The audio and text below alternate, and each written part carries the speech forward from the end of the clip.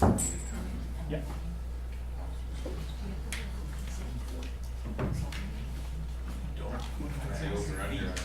Don't be dragged. We should be all for about 5 months.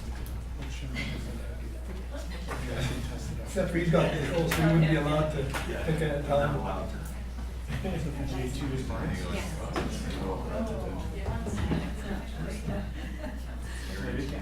it not supposed to? There it is. Okay, so J2 is mine. And Here. J1 is hers. Okay, thanks. Look at that. Oh, alright. Do you want to point us so that you can have it? No. Not that complicated. Leaves people guessing. An engagement.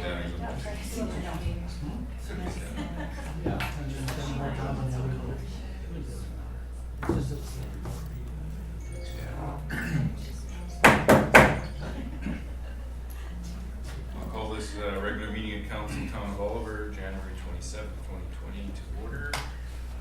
See if there any late items to add to the agenda. The only late item I have to add to the agenda is the Gallagher Lake Water Siphon Loan Authorization Bylaw 1391. Thank you. Get a motion to adopt the agenda as updated. Councillor Veintimilla, Councillor Schwarzenberger.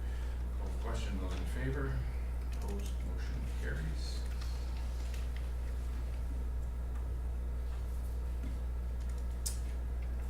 Adoption of prior minutes, the adoption of January 13th, 2020, regular open council meeting minutes. Can I get a mover to adopt those minutes? Councillor Rice, seconder, Councillor Schwarzenberger. Call the question, those in favor? Opposed, motion carries. Moving to committee reports, we get a verbal report from Chairperson Veintimilla of the committee of the whole meeting this evening. Thank you. So we had a lengthy meeting this afternoon, which started with a housing needs assessment presentation. So council adopted that report, and some of the highlights for some of us out of that report, for me anyways, were that this report is going to be used to help local government better understand and respond to housing needs. It also will potentially help drive investments and business decisions within the town. The summary of the report says that core housing needs remain a challenge. Homelessness and provisional housing should continue to be monitored. Oliver will be on track to meet housing demand if current pace of development is maintained. Age-friendly housing is a priority, and rental and affordable housing should remain a priority. Some of the surprising statistics in there are that in our community we have 50 youth that are provisionally housed. So this is youth that are couch surfing or otherwise don't have a home.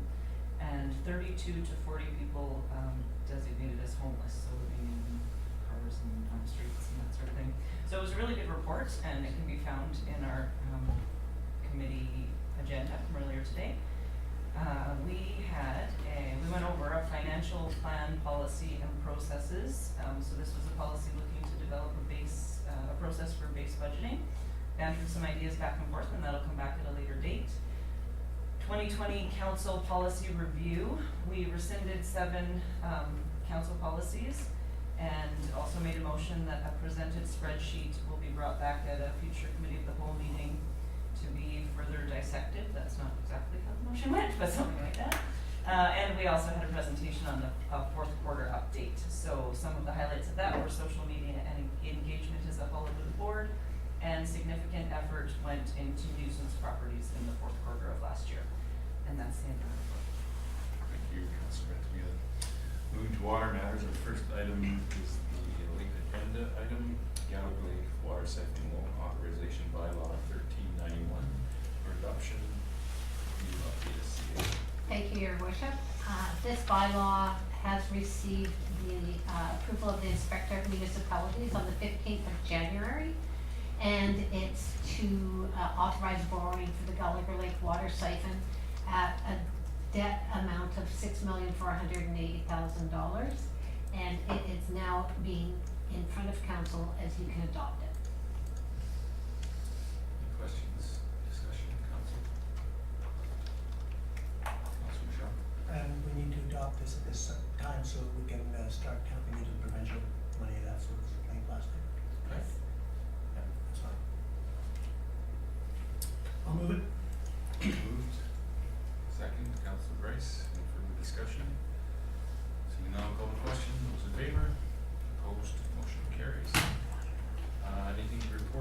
Sidhu?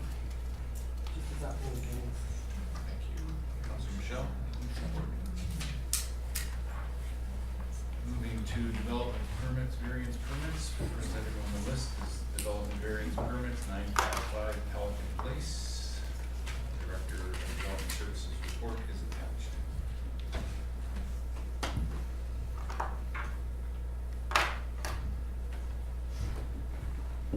Thank you, Your Worship. This application is for a development variance permit for 955 Pelican Place.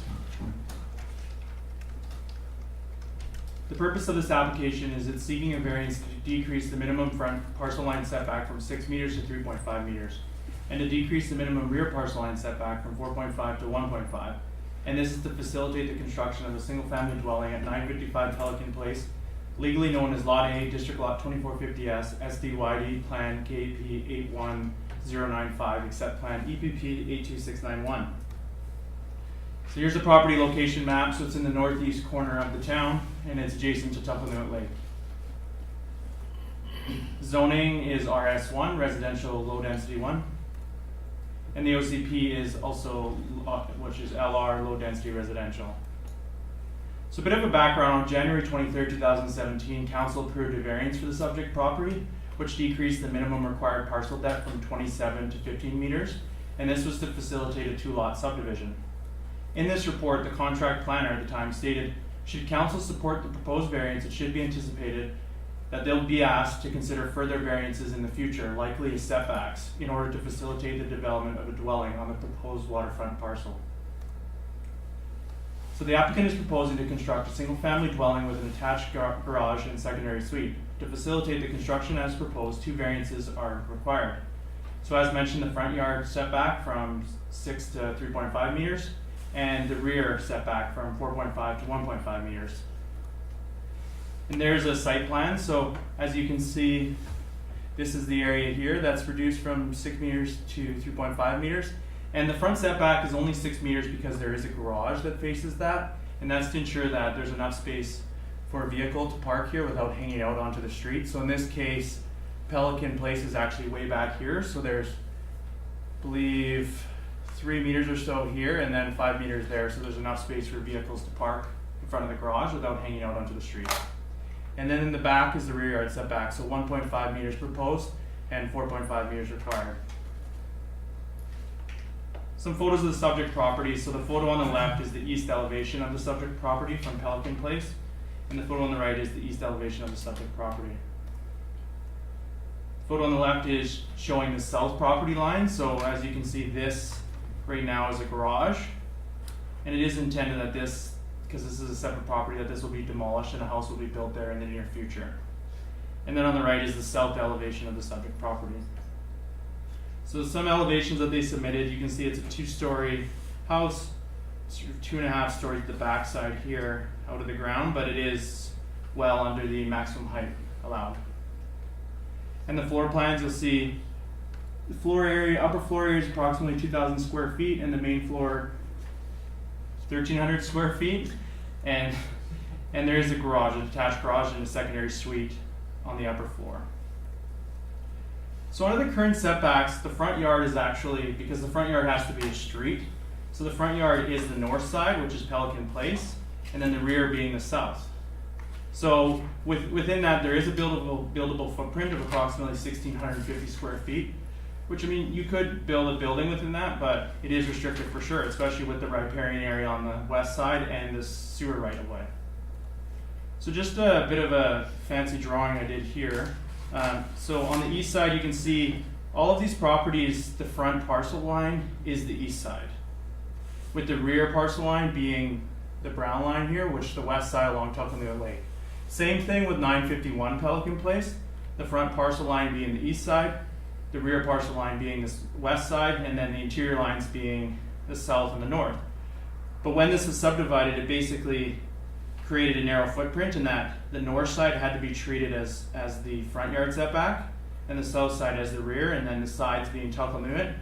So what the applicant is asking for is a variance to the rear yard to 1.5, which technically is the interior yard setbacks for all of these properties. So some of the staff comments, so regarding the front parcel line setback, the boulevard fronting this property is approximately 4 meters wide, which I spoke about earlier, meaning that the building actually sits 7.5 meters from Pelican Place. This distance will help to reduce any negative visual impacts associated with the reduced front setback. And as I talked about too, the definition of parcel line front means any parcel line that's common to a parcel and a highway. In this case, a highway just means a street. The only parcel line that's common to a highway is the north parcel line, which means the south line is treated as a rear and the west and east are sides. So this creates a footprint of approximately 1,650 square feet. And then regarding the rear parcel line setback, due to the north property line being treated as the front, the south is considered the rear, which means that a 4.5 meter setback is required rather than a 1.5 side setback. In this case, the south side of the building is designed as the side of the building with no decks or patios that would pose any negative concerns or any privacy concerns to the neighbors. And a garage is constructed on the property to the south, which is unlikely to be negatively impacted by the proposed development. So the options for council is that council may support the staff recommendation, council may choose not to support it, or council may refer it back to staff for additional information. And with that, the staff recommendation is that council approve development variance permit 2019-33 and that staff be directed to issue the permit. Thank you. And I should add too that the applicant is here as well. So if you have any questions for them. Thank you. Councillor Mattis. Thank you, Your Worship. Through the director, when I looked at that site plan that you had up there, yes, so we have 2 suites. And if I read the vehicle parking loading regulations correctly, buildings containing 2 or less dwellings, there would be 2 parking spots per dwelling on the property. Where would those be? 2 for the main dwelling in the house and then the one on the side. There is a provision in our zoning bylaw that mentions only 1 parking spot required when there's a secondary suite. Normally it's 2. I think it's in the general regulations for secondary suites, so I would have to confirm that though if you give me a second. But yeah, you're right, normally it's 2, but with the secondary suite it's only 1. Should have brought my zoning bylaw.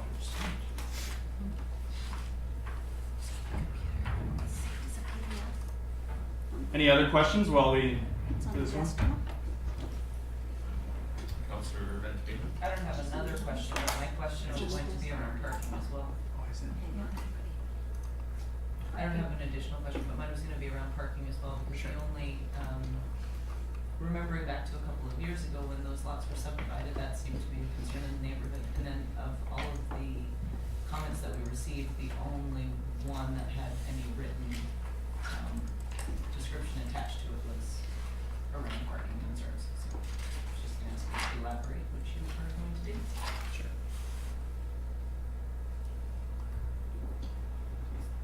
Sorry, I'm not that fast. I guess I would add while you're looking to fill in time. You are correct. Oh, great, thanks. Yeah. I have my copy. Good one. Thank you, Councillor Mattis. Yeah. But that table that you provided of the setbacks, what they are Yeah. and what they're being asked to be, Yeah. was really helpful to, to actually have it broken out aside from all of the written portion, to be able to see that the request for the rear parcel line is really going to be in line with all of the other side parcel lines in the neighborhood. Thank you. Just to follow up too on the parking, there's also 2 spots in front of the garage too. So as I mentioned, that space would be approximately 5 meters from here to here. I mean, a small car, if it parked there, would fit on the property line, and then if it was bigger, it would hang out into the boulevard area. But as I mentioned, this is a wide boulevard area. Pelican Place ends right here, so there wouldn't be a concern if vehicles were hanging out into that area. That's normal throughout the town. Like for vehicles to park in front of their garage, and the back end to actually be on town property, that's normal. Councillor Veintimilla. So, it's probably pretty commonplace, but then just knowing that Pelican Place is a boat launch, is the actual laneway itself wide enough to accommodate the big, without also going into the boulevard? The big boats and trailers and all that sort of stuff? Because then if you have 2 competing things trying to be in the boulevard at the same time, that would be a problem. Yeah, for sure. No, that's a valid question. As I mentioned, the edge of the asphalt for Pelican Place is way back here, right? So that's, like I said, there's 5 meters here, your hangout meter, this is another 2 meters before it would actually impact the road.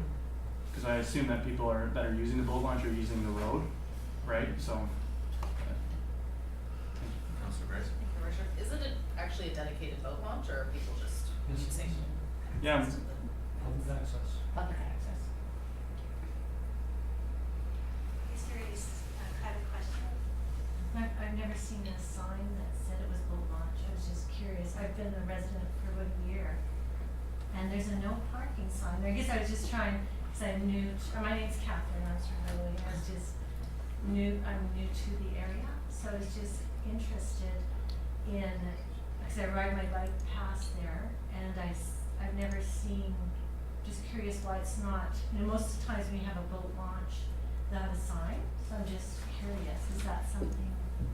And there's also a sign that says no parking, so I was just curious about that, and it's not, those two things. It's not actually a boat launch, it's public access to the lake. Oh, okay. And I mean, it's not pertinent to this particular discussion, but it may be something that council should consider as developing that access. So it's more noticeable, more attractive to people, because really nobody knows that it's public access. That's one of our accesses to the lake. Councillor Schwarzenberg? Thank you, Worship. Just to add to that, because Tuckalnut Lake is no motorized boats, it's mostly canoes and kayaks and paddle boats. So most people just bring them down by hand. It's not backing a 20-foot Chris craft into the water. Right, yeah, that makes sense. And I'm in favor of this variance because it allows, I mean, that is a lake lot, and if we stuck to the original variances, it would basically look like a single wide trailer on there without any articulation in the outside structure to give it some interesting views from different sides. So I'm basically in favor of the variance.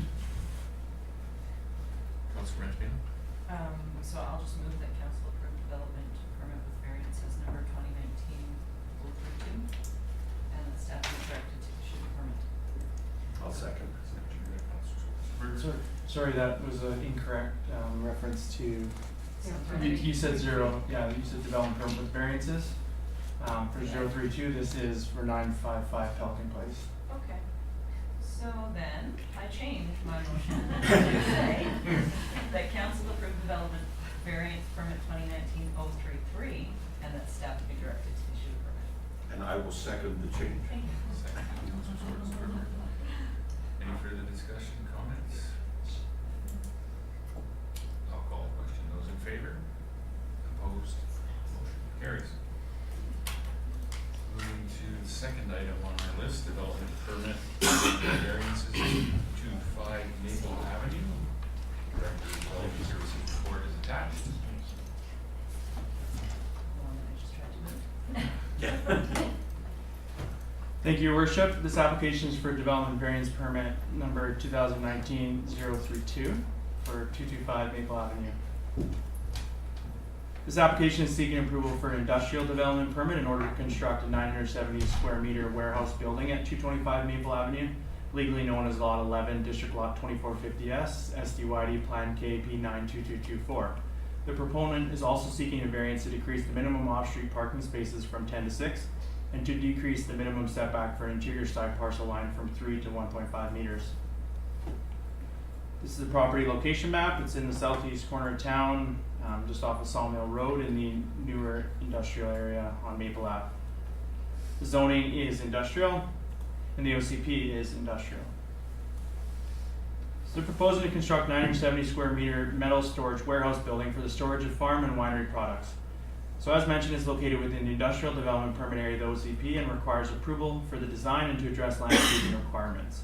Secondly, the applicant is requesting a variance to vary the following sections of zoning bylaw 1380. So section 8.2, which is part of table 8.2.1, so off-street vehicle parking spaces, to decrease the minimum off-street parking spaces for a warehouse from 10 to 6, and section 16.1.7 AIII to decrease the minimum setback for an interior side parcel line from 3 to 1.5 meters, and that being on the west side of the property. The site plan attached, you'll see that in heavy gray is the building, and then Maple Ave on the west side there, some parking out front here, landscaping in the corners, and then a bit of a drive aisle here if needed to get back to these 3 parking spaces in the rear. And then down on the west side here, this is the proposed setback.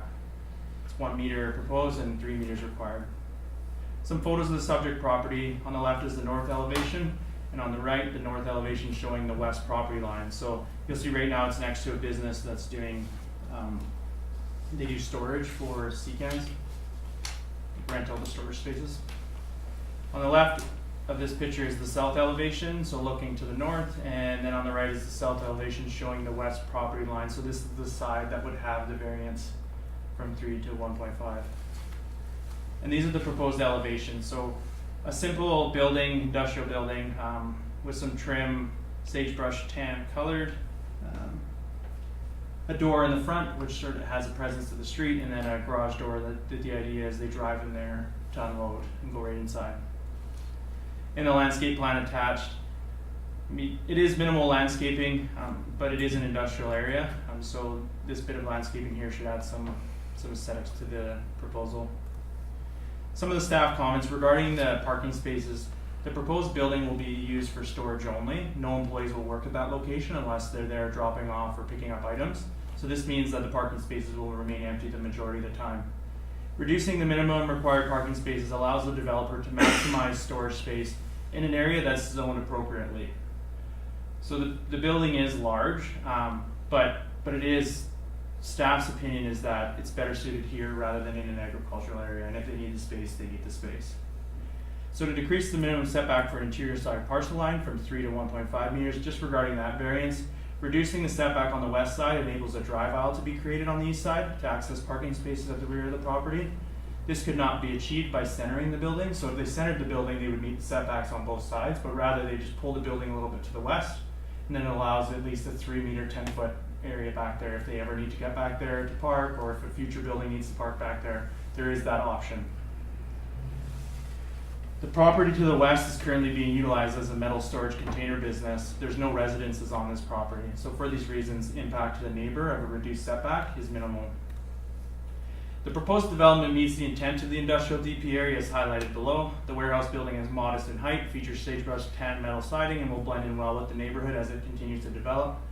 The building is set back 6.6 meters from the front parcel line, so even further than, because there is a bit of a boulevard area there rather.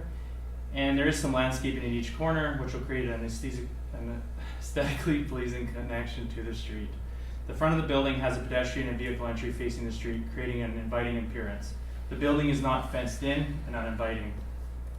So with that, the options for council is that council may choose to support the recommendation, they may choose not to support it, or they may choose to refer back to staff. And with that, the staff recommendation is that council approve development permit with variances number 2019-32, and that staff be directed to issue the permit. And as I mentioned in the last application, the applicant and the owner as well is here to speak if needed. Thank you. Councillor Mattis. Thank you, Your Worship. I will not be supporting this, but I will be asking for it to be sent back to staff for more information. My concern has to do with the setback to the street. Our vehicle loading space requirement says that it's loading space, but in no case shall a loading space be less than 9 meters in length. At present, the building is set back 6.4 meters from the street, and in spite of the thought that they would drive inside the building to unload, based on other warehouses in the area that I've seen, with even at 9 meters it is insufficient.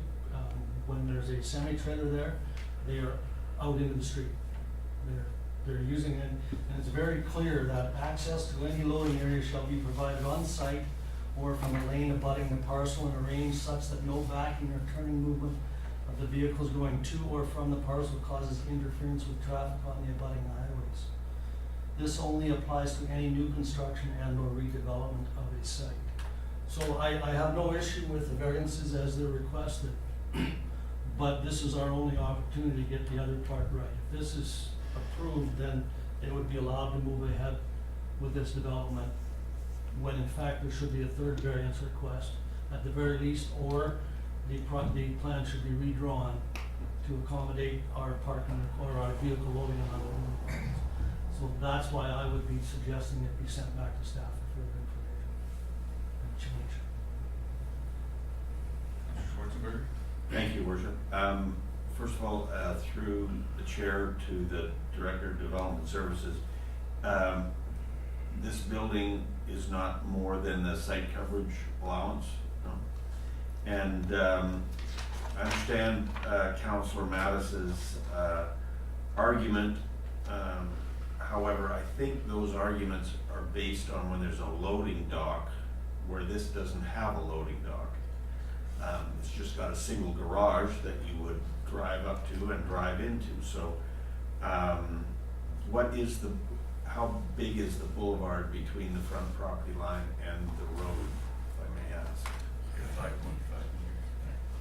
meters. 5.5 plus 6, so you'd be at whatever, 12 meters, which is 40 feet. The boulevard is our property. I understand.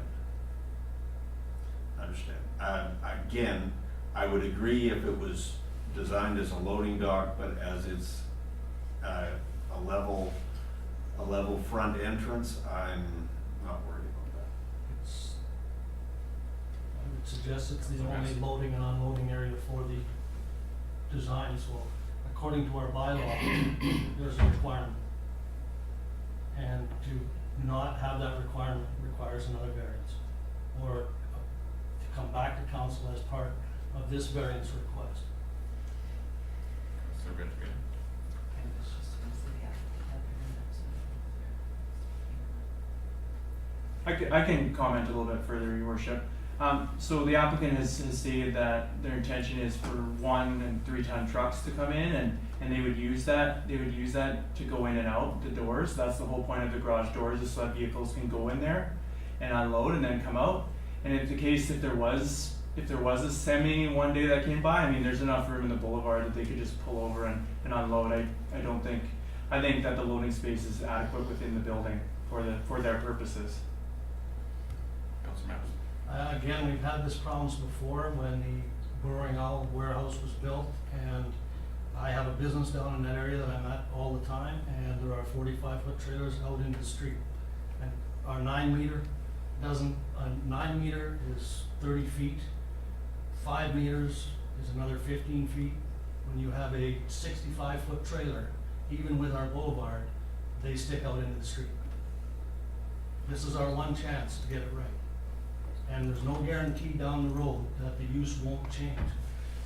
To say that I'm only gonna use a pickup truck or a 1 ton truck or a 3 ton truck, if they're willing to put a caveat on the property saying that they will never have a vehicle larger than that, then I would consider it. But that's not the case. We can't control it once it's built. We have to get it right now. Am I allowed? Can I have a comment from the developer? Your call. If there's a question, yes. Your call. Question or comment? Your call. You have a question? Not a question, a comment. We'll listen. Thank you, Mr. Mayor. I think Councillor Schwarzenberger has it right, in that the loading is based on a loading dock. This does have a garage door. The intent was that the vehicles would back in. If in fact there was the intent or the spirit of legislation to provide loading, then clearly the loading provision of the bylaw is inconsistent with the front setback, and that every building in the industrial park then should have a 9 meter setback, in which case the front setback requirement should be then adjusted to 9 meters, if in fact that was the case. But with the garage door opening, clearly the loading is inside the building. If there was a 6 meter setback and there was a loading dock, I think Councillor Mattis is absolutely correct.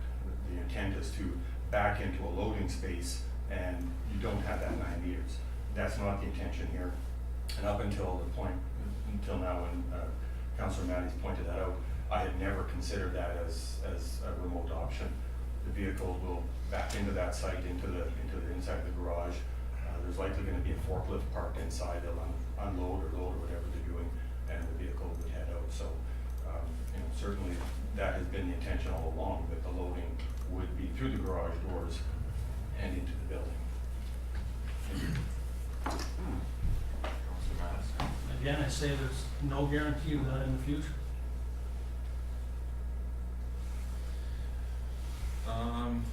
Couple things that I have questions about. Just the overhead door height is 3.66 meters. That doesn't seem very high to even get a cube van, a cube truck in there, or a 3-ton truck with a box on the back. That's gotta be pushing, especially with the taking the room that the door is gonna take up when it's up there. What type of vehicle are you thinking that you're gonna be able to drive in there? Normally it'd be like one-ton trucks, moving, you know, product in and out. Out of the storage would come means of production, cardboard boxes, empty bottles, that kind of stuff. Taking product back in, filled bottles of wine. So kind of the 1-ton, 3-ton type of truck was the intended vehicle for use at that site. Director? Just some comments regarding the loading space requirement. The bylaw states that shall not be less than 3 meters in width. Technically, the garage is wide enough for that. Less than 9 meters in length. Technically, there is 9 meters within the building. The only thing which council could speak to is that there shall be no less than 4 meters in overhead clearance. So if that's a concern, then council may wish to state that as a condition, the overhead door should have 4 meters in clearance. And that would suffice technically the loading space requirements, and yeah, that's not my opinion. Councillor Madison? Thank you, Your Worship. Again, 8.3 of the bylaw, page 43, off-street parking and loading spaces shall be located on the same parcel as the building. Not part of the building, but on the same parcel as the building, which says that they're separate from the building. I'm just reading the bylaw. You may not like the bylaw, then you can apply for a variance, but that's what the bylaw says.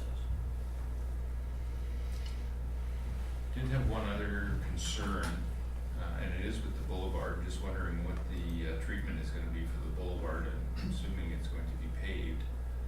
And I'm noticing when I go by there, the property on the other side, that just becomes a parking lot on the boulevard. So what, you know, what is the plan for the boulevard? Yeah, ultimately in this case, the plan is for it to be paved. So with the proper culvert underneath, but yeah, I mean, it's difficult because that's the width of the boulevard, right? That's already there regardless, so that's not really something that the applicant, I mean, they could not park nose in, they could park parallel, but ultimately without having bylaw out there, I guess what I'm trying to say is it's an existing condition. I mean, we could require them to landscape the boulevard portions. I guess my concern with that is we're giving a parking variance to go from 10 down to 6, and yet there's multiple parking spots out there that there's no way to enforce or be used. Should we not ask for 10 parking spots on the property, and then we don't have to worry about that, or at the end of the day? Yeah, I mean, bring it up on the ortho here. Let me see. Sort of up here in the corner. Sorry, you can't really tell, but I mean, there are, like I said, there's 6 parking spaces proposed, and then there is room on the boulevard if people wanted to park there. But I mean, ultimately, in an industrial area, you see this a lot, is people parking in boulevard areas, parking nose in. So, I mean, if we want to start enforcing that more, then we can go down that route. Councillor Madison? I've also seen many industrial areas where the boulevards are landscaped with trees. I don't know what the long-term plans for that boulevard is, and I don't think anyone here can say what the long-term plan is, to pave it or landscape it or whatever. There was a time when we wanted our industrial area to look like Vancouver's industrial areas, where the boulevards are landscaped. By saying, yes, you can use our boulevard for parking, even though it clearly says off-street parking, loading spaces shall be located on the parcel, not on the boulevard. That's why we have a bylaw and requirements. Councillor Veintimilla. I had some questions that maybe seem trivial now that we've been having this larger parking conversation, but in part of the report, I read that the building is not going to be fenced in, but then somewhere else I was certain that I read that it would be surrounded by a chain link fence, and along the lines of at one point in time wanting the industrial park to have, you know, paved or planted boulevards and, you know, to look a little bit nicer.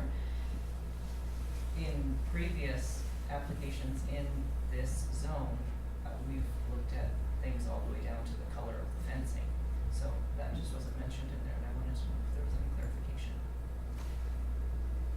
Thank you, Worship. Yeah, no, it will be fenced, but what I meant is when I was using rationale for the variance was it wouldn't be screened, like so, like it wouldn't be like not appealing from the street. Like, you know, like when properties that have big fences and you can't tell what's going on in there. That's what I meant when I mentioned that it wouldn't be screened. Okay, so Yeah. the fencing goes around. The fencing, I'll show you the around site, the lot. proposed site plan here. So the chain link fencing goes around the side and the back, so not across the front. The front would remain open.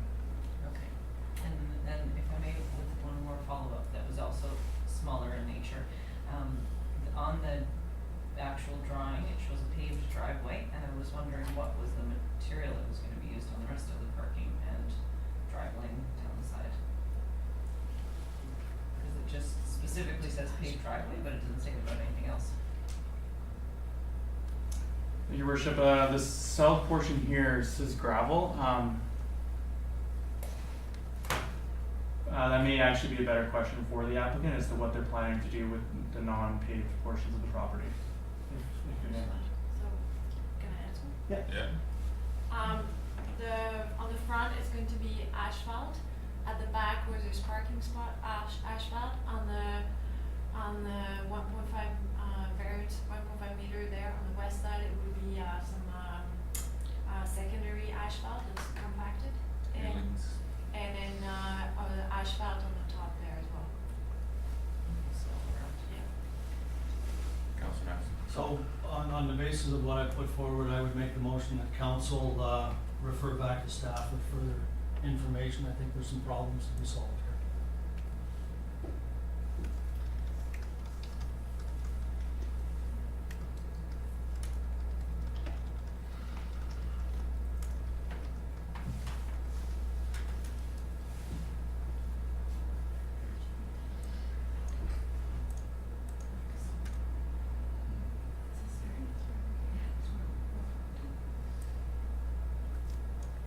Director.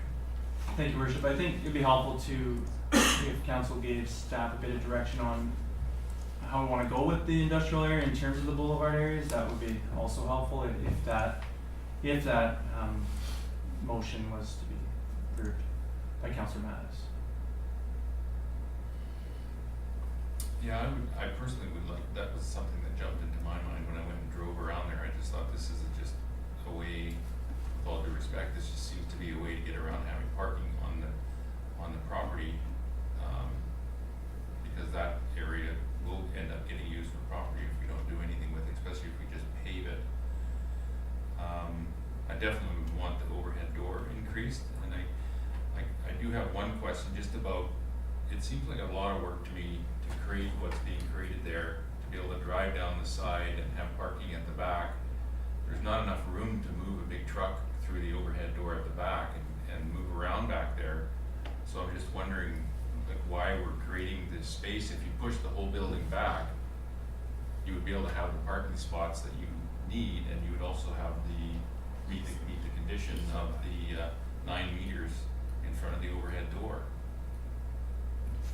Thank you, Worship. Yeah, I mean, that's definitely an option you could refer back to staff and go over. The reason being is there's a 7.5 meter rear setback required. So that's why they pulled the building up to the front like that. But I mean, if you'd rather see the building pushed to the back more and then a bit more landscaping on front of the boulevard, I mean, that's up to council. It's a variance. Yeah, I mean, I think I would probably, that would be less of a variance. you wouldn't need a variance for the parking, you would need a variance for the distance between the building and the edge of the property. It'd have something to do with the boulevard.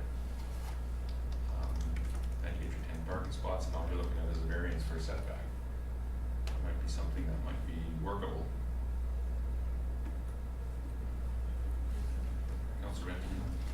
I don't, just on our little drawing here, I don't know how you get 10 parking spots by pushing it back, but my question, or my comment, I guess, is if this is gonna go back for more information, and it seems like there's multiple descriptions in multiple places, I think the comment made earlier by the applicant is correct. If what Councillor Mattis is reading from is the standard that we're going to go by, then that should be the setback, the automatic setback in this zone. It's complicated to read from one place to another place to another place and try and pull out where you fall. And it's easy to get missed. If it did get missed, unless that's, Councillor Mattis. The reason I put it back as getting more information is so that the applicant doesn't lose, because if we were to deny the application, then they have to reapply, and it costs them money again. Whereas if we send it back for more information, they can rework the plan, solve some of the issues that have been raised, and then bring it back. It doesn't cost them another fee. It's just a delay in time. Because in reality, we're looking at 10,000 square foot building where the current setback, if I read it correctly, is 6.6 meters. Going to 9 meters, that's 2.5 meters by 17 meters wide. Okay, so that's about 40 meters. It's about 150 square feet that we're talking about here on a 10,000 square foot building. It's 400 meters. 400 square feet. 40 square meters is 400 square feet.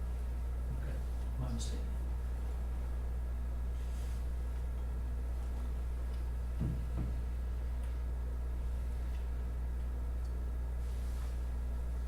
So I have made the motion. I would second that motion. I think this can be tweaked a little better. I don't think it's a big stretch to tweak it a bit and come and reduce meet the variance requirement, or meet the requirement for the distance to park a vehicle on the property, and still maintain. I'd like to see a bit of a rejig here and try and maintain within our bylaws. I'd also like to see something to do with the boulevard though, other than just pave it. I'm not sure whether the applicant was proposing they would pave it, or, because it is our boulevard. I'm not sure what our development requirements are. CBO? Thank you, Your Worship. I do believe that the landscaping is for their property only, that has to be done, not Okay. for our own. Okay. So the boulevard's ours. Okay.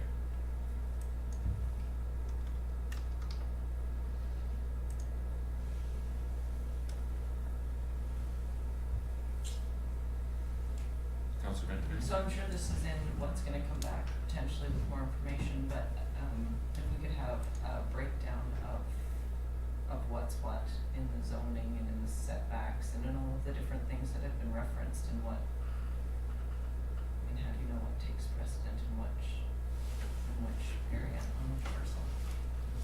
Councillor Schwarzenberg? Thank you, Worship. Yeah, I don't understand if we have to have 9 meters for loading access for a front of the building. Why isn't that the norm in the whole industrial area? I mean, the front setback is 6 meters, is that correct? So that's what the zoning specifies, is 6 meters on the front zoning. If you're in an industrial area, you're gonna be loading something in and out every time. So why is it 6 meters if we need 9 meters, is my question. Councillor Mattis? When you look around the industrial area, you'll notice that the loading doesn't occur at the front. It usually is on the side of the building. So it meets all. The exception of Burrowing Owl. Actually, they have both. But even the 9 meters is insufficient for a loading zone, but that's what our bylaw says. When you look at the size of vehicles nowadays, it's just not sufficient, but I'm willing to live with the minimum that the bylaw says. Councillor Grace? Thank you, Your Worship. So, but I mean, if that's the case, the setbacks on the sides of the buildings are even smaller than they are on the front of the buildings and the zoning regulations. But I just wanna go back to the garage door for a second. I mean, is that even large enough to put something bigger than a cube van through? Yeah, so as I mentioned, if the height of it was extended to 4 meters, then it would suffice under the requirements for a loading space in our bylaw. So with the To get size, through, and then they would load or unload within the building. the size that it's at right now wouldn't allow a semi that's 60 feet long. So if we leave it as it is, then we don't have to worry about giant trucks hanging out onto the boulevard, though, isn't that right? Actually, just the opposite. Because they're gonna, if we're talking about small cube vans driving into the building and doing their unloading inside, not hanging outside. Until the first day a semi-trailer arrives and then they're hanging out in the street. But if the door's not big enough to accommodate one, that was my question. If the door can't accommodate one going into there, It doesn't need to go in, it only needs to park there so that a forklift can access it. And that's where it would be out in the street.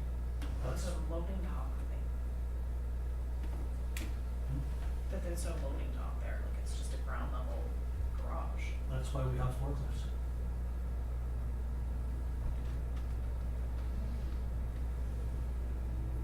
As I say, I've seen it too many times over at Gourenal where larger trucks, in spite of the previous promises, are sticking out in the street. And the bylaw is clear. Councillor Veintimilla? Can you read the bylaw again, please? Off-street parking and loading spaces shall be located on the same parcel as the building or use they serve. Truck loading spaces shall be of adequate size and accessibility to accommodate the vehicles expected to load and unload, but in no case shall the loading space be less than 3 meters in width or less than 9 meters in length, or have less than 4 meters in overhead clearance.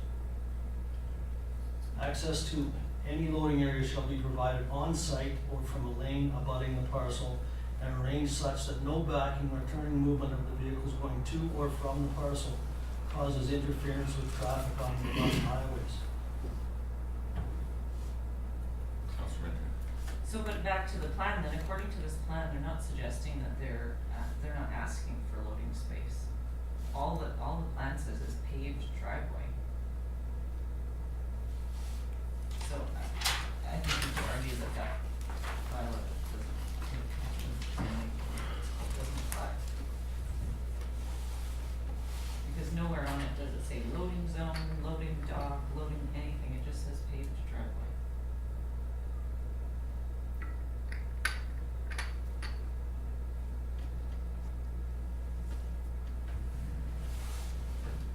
Director?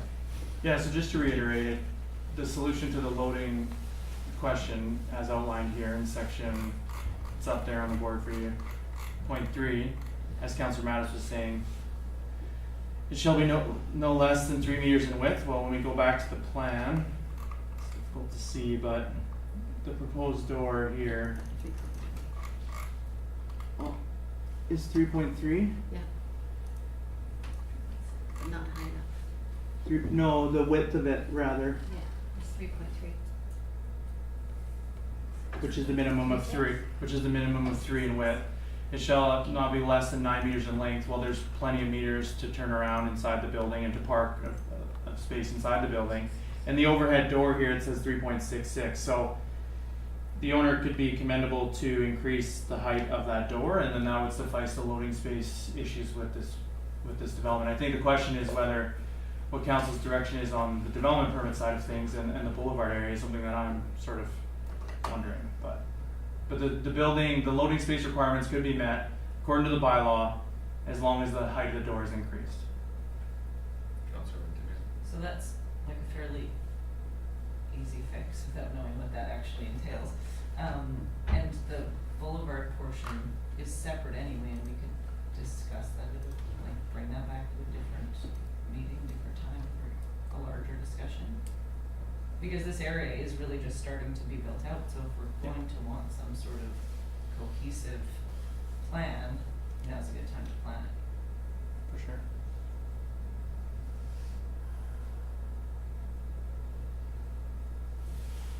Councillor Veintimilla. So if that were to be the only adjustment, does it still need to go back for more information? If we're just asking the height of the door to be increased? I can't imagine so, no, I mean, before us is the variances to parking and to the interior setbacks. And then the loading space has been identified, by Councillor Mattis, and he's correct in that it needs to meet certain dimensions, so it would need to be 4 meters clearance in height, so the idea is they would go through that door to unload and load. And that would, yeah, My question was just, do we then need to send it back to staff for more information? No, Or to okay. make that adjustment? sorry, council could approve it subject to the garage door being changed to be 4 meters in height, I don't see any issues with that, I don't know if Kathy or CAO could comment further on that. Well, during the discussions that you had, where it was with respect to not just that, but also parking, the variance for parking. You were talking about changing the building placement further to the south, et cetera, with regards to, there was a concern about parking and being provided in 10 spots. If that's not an issue and and the variance that they've asked for is, I think, down to 4 or 6 spots, six parking spots, then you can, if you're not concerned about the parking and you want to give that variance, then you could do it right now with some slight changes to the height of the building, but you do have a bylaw or a resolution in front of you that you have to deal with as well. Councillor Mattis. Thank you, Your Worship. Could you bring up table 8.2.2, please? Out of the bylaw. 8.2? 8.2.2, it's on page 43, it's called required off-street loading spaces.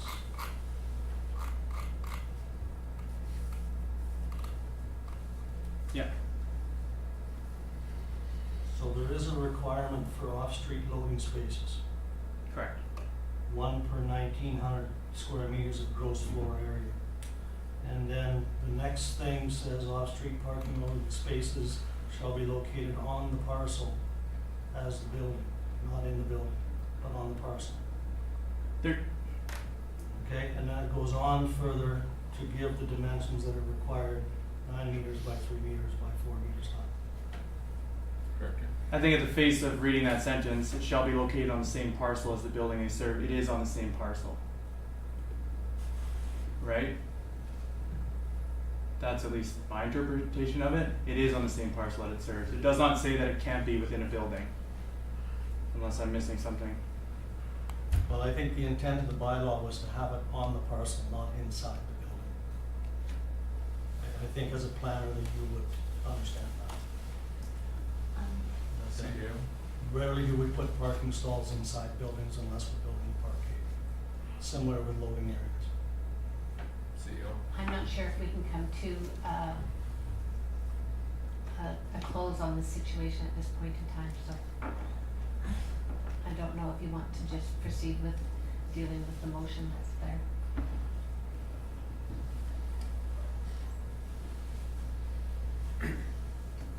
Councillor Grace. So in speaking to the motion, then I'm not in support of the motion, I would be in support of a new motion, approving the variances with the change to the height of the garage.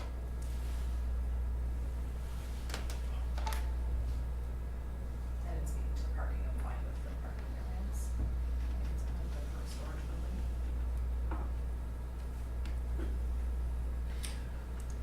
Well, we can vote on the motion that's on the table.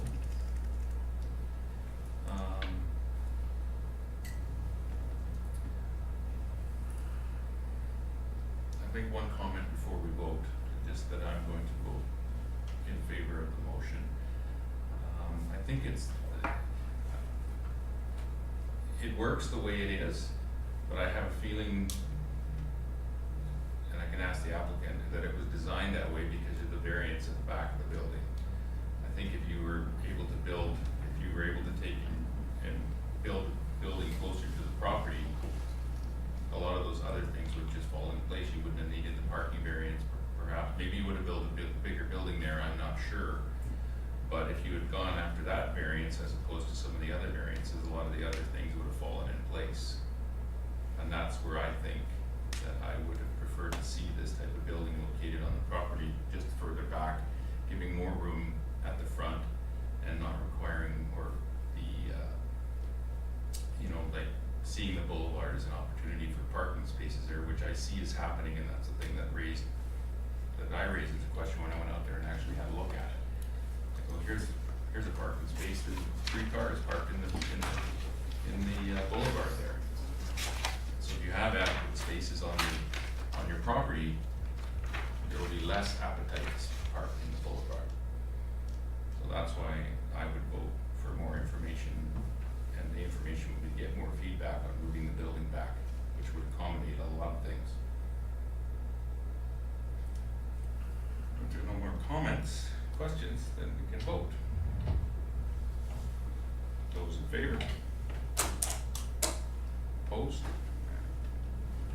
Motion is defeated.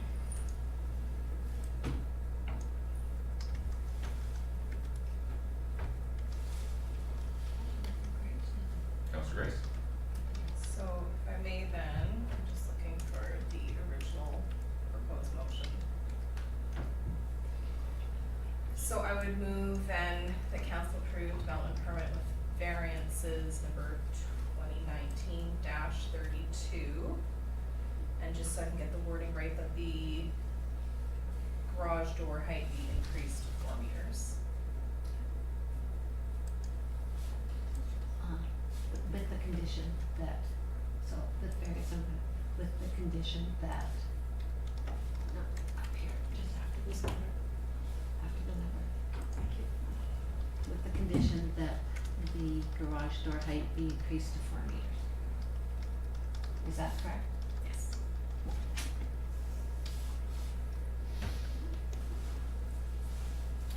Mover, do I have a seconder to that motion? Seconded by Councillor Schwarzenberger. Any further discussion, comments? Call the question. Those in favor? Opposed? Motion carries. Moving to business. Proclamation request. The door is open. Defer to the corporate officer. Thank you, Your Worship. The report before council this evening is consideration to proclaim February 17th to the 23rd, 2020 as Heritage Week. The province of BC has sent the request through to local governments that each year they recognize the importance of our collective heritage with an official proclamation. The province is asking council to consider the influence heritage and history has on our community and to officially recognize Heritage Week with a proclamation. The proclamation is attached for council's consideration. The recommendation is that you may wish to consider declaring Heritage Week 2020, or you may wish to decline declaring Heritage Week 2020, and the resolution before council is to make the proclamation.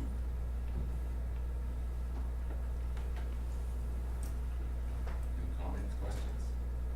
Councillor Veintimilla? I'd like to move the motion and add that the Heritage Society is eager to somehow take advantage of Heritage Week, and so the mayor and I will be meeting with some of them on Friday morning to discuss some plans and maybe come up with some ideas. I'll second. Second, Councillor Mattis. The discussions, questions? None, I'll call the question. Those in favor? Opposed? Motion carries. Moving to correspondence. Corporate officer's report is attached.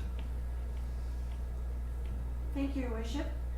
The correspondence report before council this evening has one item for action under Correspondence dated January 13th from Education Minister Rob Fleming.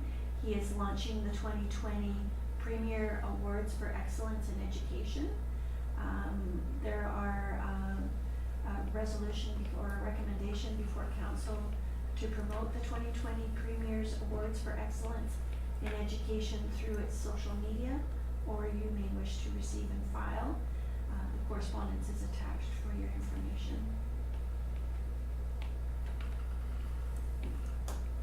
Comments, questions?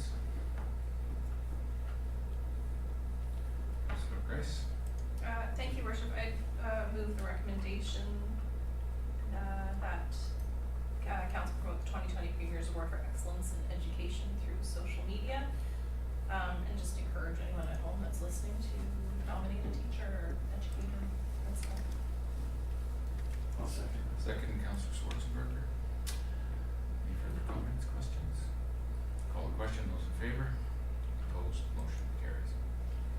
The second item before council is the resolution to receive the correspondence noted in item J2 and the weekly mail to be received.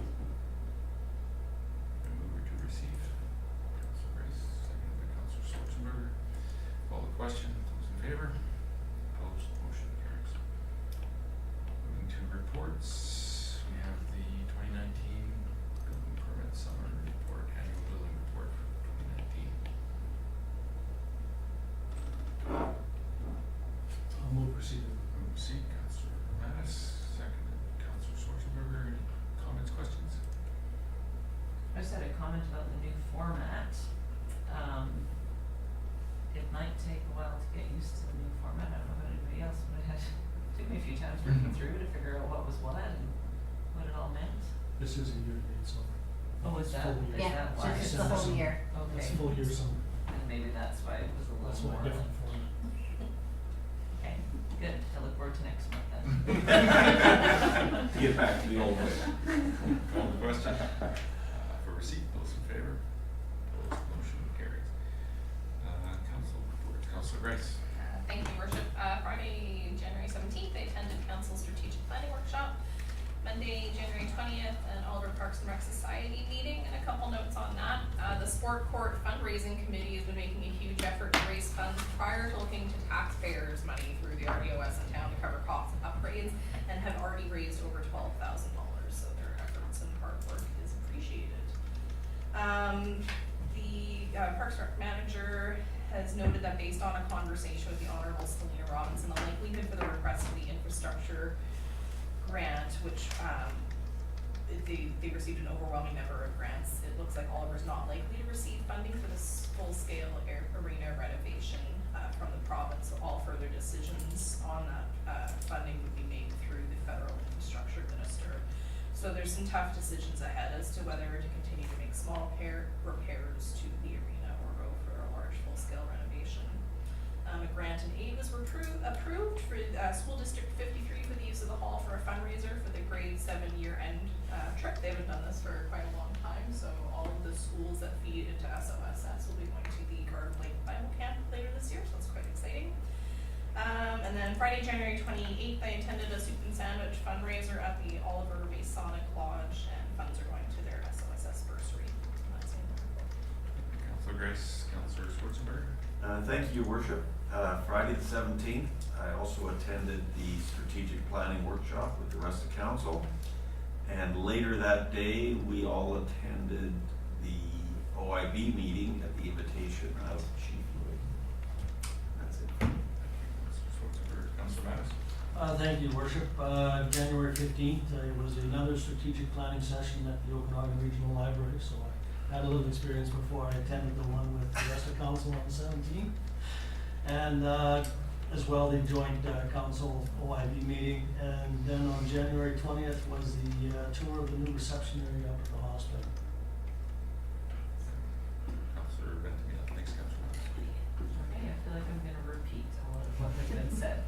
So on Friday, January 17th, I was at the official opening and ribbon cutting of that new emergency department entrance and admitting area with Mr. Dix, the mayor, and a few others. council strategic planning session that day, as well as the meeting with the Associated Band in the afternoon.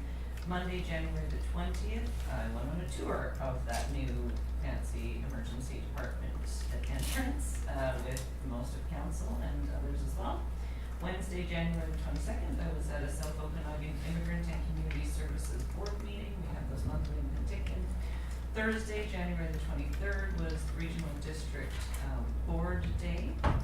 And just to elaborate a little bit on our last board meeting, so most of us at this table have been attending over the last year or so some meetings that have been facilitated with the Division of Family Practice, and trying to see how, if at all, the Regional Hospital District might be involved in helping with the formation of the primary care clinics that are, there's one in Penticton right now that are kind of meant to go all across the valley and all across the province.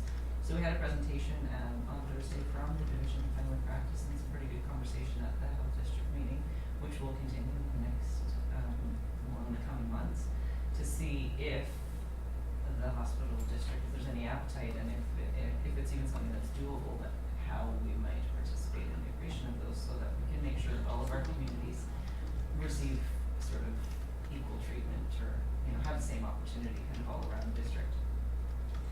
So Friday, January the 24th, I was at Spirit of Gallagher Selection Committee meeting. This past Saturday was at a fundraiser for the Kiwanis Senior Housing. This is the first time that it was done, hosted by Artera at Venables Auditorium. It was quite nice. And then the meeting's earlier today. Thank you, Councillor Veintimilla.